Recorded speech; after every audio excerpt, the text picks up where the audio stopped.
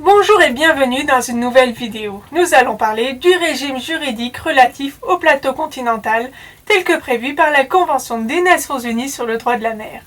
Avant de commencer, n'oubliez pas de me soutenir en vous abonnant et en likant ma vidéo si vous aimez mon travail.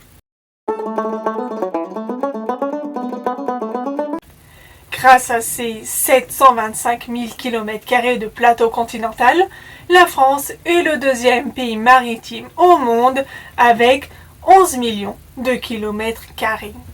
Nous verrons dans cette vidéo quel est l'intérêt pour un État de se voir attribuer un plateau continental, voire même une extension de ce plateau continental, et notamment quel droit souverain il peut y exercer.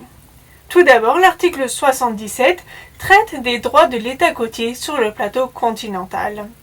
L'État côtier exerce des droits souverains sur le plateau continental aux fins de son exploration et de l'exploitation de ses ressources naturelles. Par conséquent, l'État côtier peut effectuer ses activités, mais est aussi compétent pour autoriser expressément un autre État à les exercer. L'État côtier est libre d'exploiter ou non ses ressources et ce droit ne s'éteint pas s'ils ne l'usent pas, puisqu'ils sont indépendants de l'occupation effective ou fictive aussi bien que de toute proclamation expresse. Il s'agit là d'une entorse à la théorie juridique selon laquelle c'est l'occupation qui permet d'octroyer des droits. En effet, il est difficile pour n'importe quel État d'occuper effectivement un espace marin s'étendant jusqu'à 200 voire maximum 350 000 marins de ses lignes de base, c'est-à-dire presque 650 000 km. L'article 77 paragraphe 4 précise que les ressources naturelles comprennent les ressources minérales et autres ressources non biologiques des fonds marins et de leur sous-sol, ainsi que les organismes vivants qui appartiennent aux espèces sédentaires, c'est-à-dire les organismes qui, au stade où ils peuvent être pêchés, sont soit immobiles sur le fond ou au-dessous du fond, ou incapables de se déplacer autrement qu'en restant constamment en contact avec le fond ou le sous-sol. Ainsi, l'État côtier bénéficie de droits exclusifs fonctionnels liés à la recherche et à l'exploitation des ressources naturelles. Seules les ressources du sous-sol ou dépendantes du sol sont visées. Ainsi, la pêche n'est pas visée, exception faite des espèces dépendantes du fond telles que les langoustes, crustacés, coquillages. Cela peut aussi concerner la récolte d'algues. Ce sont donc les ressources minérales qui sont particulièrement convoitées et qui font que bénéficier d'un plateau continental constitue un enjeu important pour les États. Ressources comme le pétrole, le charbon, le fer, l'or. À noter qu'en France, l'exploitation offshore de pétrole et de gaz fait l'objet d'un moratoire depuis 2007 et d'une interdiction totale depuis 2017. Les permis d'exploitation déjà donnés n'ont pas été retirés mais expirent en 2040. Si l'exploitation relève exclusivement de l'État côtier sur le plateau continental, en ce qui concerne l'exploitation offshore de minéraux sur le plateau continental étendu, elle doit faire l'objet d'un permis d'exploration puis d'exploitation auprès de l'AIFM, l'Autorité internationale des fonds marins. Il est pertinent ici de faire un parallèle avec la zone économique exclusive ZEE, qui s'étend elle aussi jusqu'à 200 000 marins et confère elle aussi des droits exclusifs d'exploitation sur les ressources minérales et fossiles, ainsi que celles biologiques, que ce soit du sol, du sous-sol ou dans la colonne d'eau. Bref, toutes les compétences du plateau continental se retrouvent dans la ZEE. Celle-ci doit en revanche être revendiquée, tant que les ZEE n'étaient pas revendiquées dans les années 90 et 2000. La France n'a par exemple proclamé sa ZEE en Méditerranée qu'en 2012, le plateau continental avait son intérêt, mais aujourd'hui cette notion est devenue en pratique quasiment obsolète. Seul le plateau continental étendu continue d'avoir un intérêt. Il est important de préciser qu'attention, les câbles et pipelines sous-marins qui sont posés sur le fond marin ou en souillé ne tombent pas sous cette compétence exclusive de l'État côtier.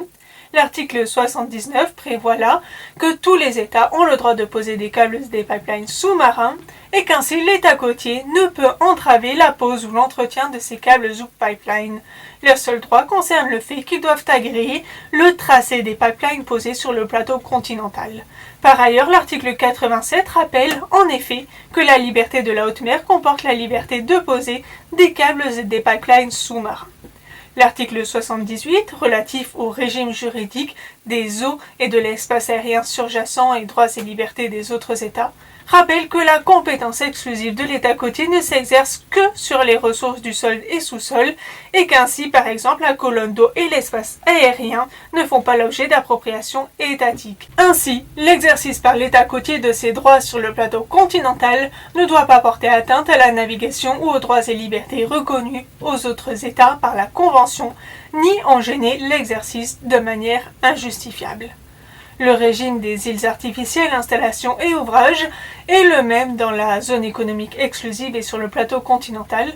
L'État côtier bénéficie d'une compétence exclusive, que ce soit pour procéder à la construction et autoriser et réglementer la construction, l'exploitation et l'utilisation de ces infrastructures, ainsi que, si nécessaire, établir autour de ces îles artificielles des zones de sécurité dans lesquelles il peut prendre les mesures appropriées pour assurer la sécurité de la navigation, comme celle des îles artificielles, installations et ouvrages.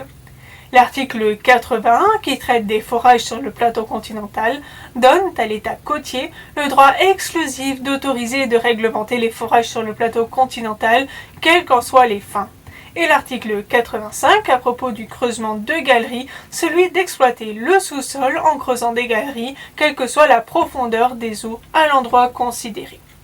Au-delà des 200 000 marins, c'est-à-dire concernant seulement le plateau continental étendu, la Convention prévoit des contributions en espèces ou en nature au titre de l'exploitation du plateau continental qui doivent être acquittées chaque année pour l'ensemble de la production d'un site d'exploitation donné après les 5 premières années d'exploitation de ce site avant que ne soit prévue une augmentation des taux.